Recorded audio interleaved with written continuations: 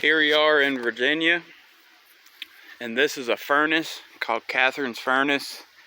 I grew up here. There's a couple stories about this furnace, but at the top it used to be a bridge that went over to that ridge, and that's how they got the iron ore.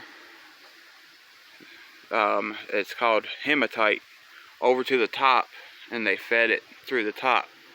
Now there's a story that goes around that, well, there are a couple stories. One is that they tortured one of the soldiers by putting their handprint in the steel, and you can still see the steel, his handprint indented into the hot steel, and it's still like that today.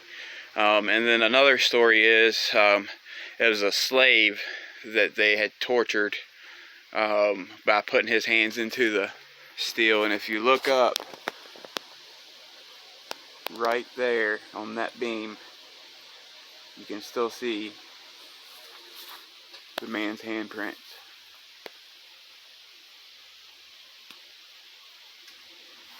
Makes you think.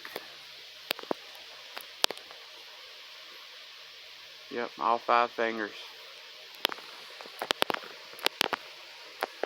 Little history. This is Mayhem, and we're gonna be out.